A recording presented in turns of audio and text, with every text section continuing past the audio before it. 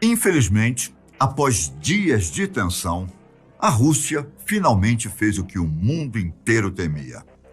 Nas primeiras horas do dia 24 de fevereiro, os russos fizeram uma operação militar nas regiões separatistas do leste ucraniano, onde aconteceram explosões.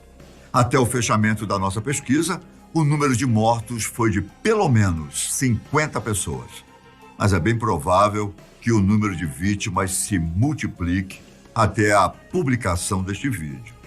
Sirenes tocaram em todo o país e nas rodovias e principais avenidas de Kiev formaram-se longas filas de moradores que tentam deixar a região. Esse acontecimento é motivo de tristeza para o resto do mundo.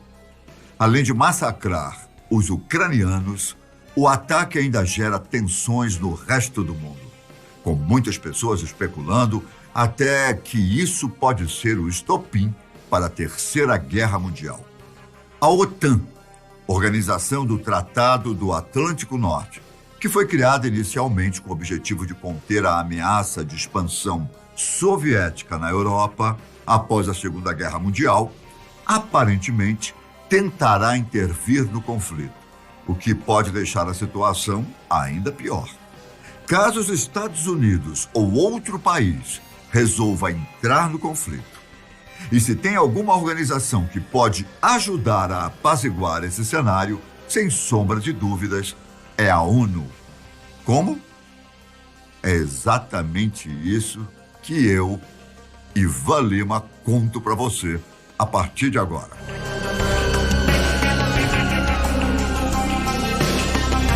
Antes de mais nada, nós aqui da Fatos Desconhecidos queremos enviar as nossas condolências para o povo ucraniano. As guerras são acontecimentos abomináveis que custam a vida de milhares de pessoas inocentes, que acabam morrendo por causa do interesse de políticos poderosos. Então, antes de adentrar ao nosso tema, saiba que nós repudiamos o que está acontecendo na Ucrânia e torcemos para que tudo se resolva da melhor forma possível. Agora vamos ao que interessa.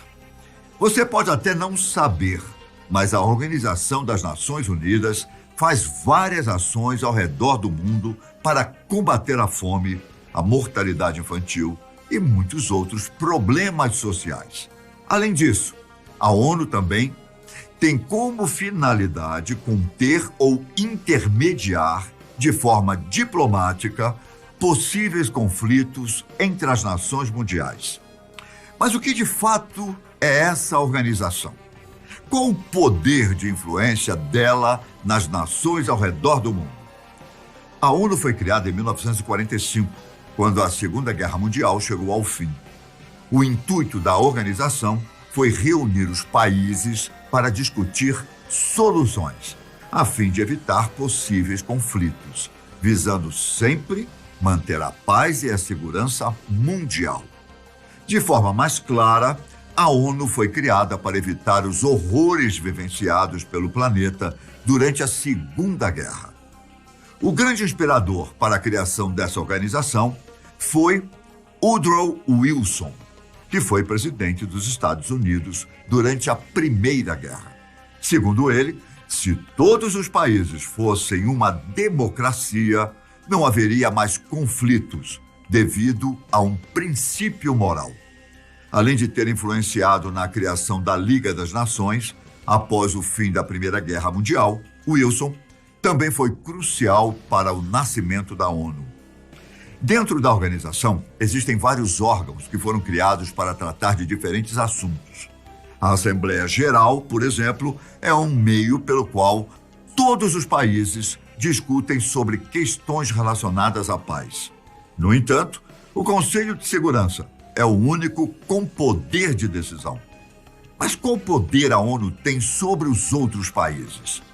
Ela até tem autoridade para intervir diretamente na administração de um país, mas é praticamente impossível tal ocorrência, pelo fato do país ter que pedir e concordar com os termos da intervenção, além de aceitar a presença da ONU. Fora isso, o Conselho de Segurança ainda precisa aprovar quaisquer decisões. Diante dessas condições, torna-se difícil fazer esse tipo de intervenção, principalmente pelo fato de que a política interna teria que solicitar intervenção externa, pois sem isso a ONU nada pode fazer. Apesar de não ter o poder de interferir diretamente, existem outras formas para a organização influenciar nos conflitos. Esse é o caso das missões de paz, de observação de eleições, de monitoramento e identificação dos países menos desenvolvidos, de atividades para a proteção dos refugiados e de ajuda ao desenvolvimento. Em uma missão de paz da ONU, as tropas ou as forças de manutenção da paz, conhecidas como boinas azuis, são enviadas para as regiões onde estão acontecendo os conflitos. Isso acontece desde a criação da organização. Quando essas tropas são enviadas, claro que o objetivo não é conquistar territórios ou eliminar a ameaça. Na verdade, os boinas azuis vão para assegurar a paz e proteger vidas humanas. Podemos dizer que essas forças da ONU são anjos tentando evitar o derramamento de sangue. Ao longo da história, os boinas azuis foram enviados para atuar em grandes conflitos, como na Somália, em 1993, e em Ruanda, em 1994.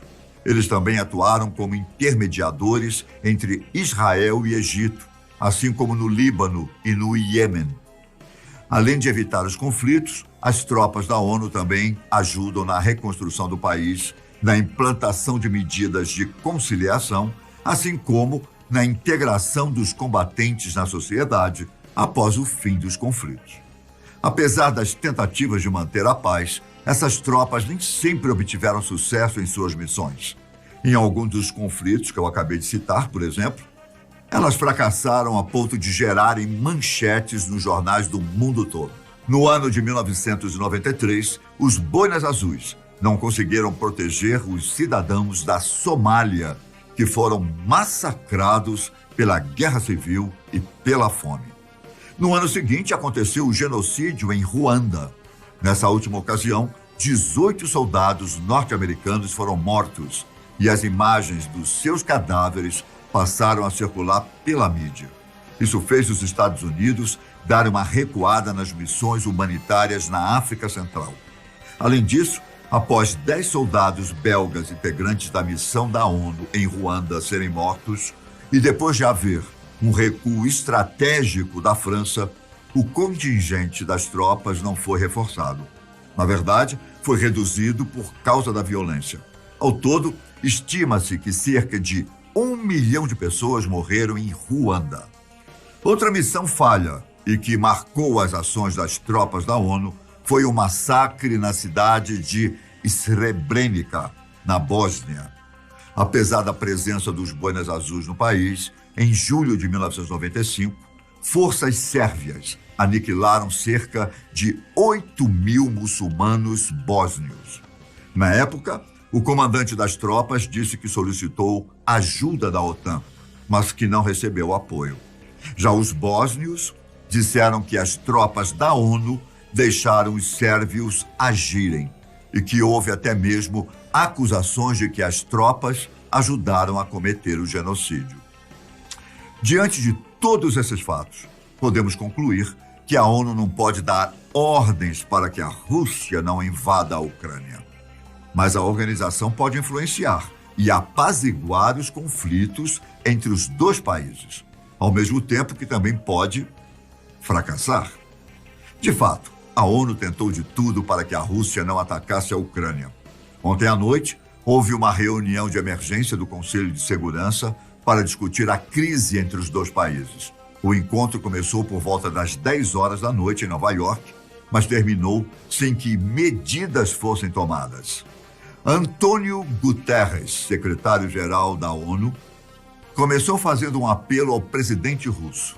No discurso, ele disse o seguinte: se uma operação está sendo preparada, eu só tenho uma coisa a dizer, do fundo do meu coração: impeça suas tropas de atacar a Ucrânia. Infelizmente, poucos minutos depois da fala do secretário-geral da ONU, Vladimir Putin fez um discurso na TV estatal russa anunciando a operação militar em território ucraniano. A ONU até tentou, mas como eu citei anteriormente, infelizmente, nas primeiras horas do dia 24, a Ucrânia foi atacada. A reunião da ONU prosseguiu e os representantes seguiram lendo seus discursos em que pediam para resolver as questões de modo diplomático.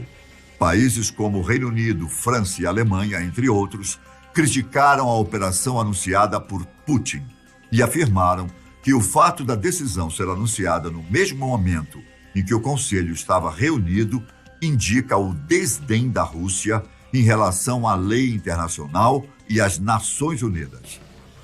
O que vai acontecer agora? Ainda é cedo para fazer uma previsão. A ONU deve tomar alguma atitude, mas é improvável que ela consiga evitar o conflito e a perda de milhares de vidas. Infelizmente, o que vai acontecer de agora para frente está fora de controle dessa organização. O que nos resta é torcer para que aconteça um milagre e que Vladimir Putin desista de invadir a Ucrânia. Então, não é querendo ser pessimista, mas caso isso não aconteça, é bem provável que esse conflito aumente se houver o envolvimento de outras nações. Que Deus nos proteja e livre a humanidade das desgraças da guerra. Um abraço e até mais.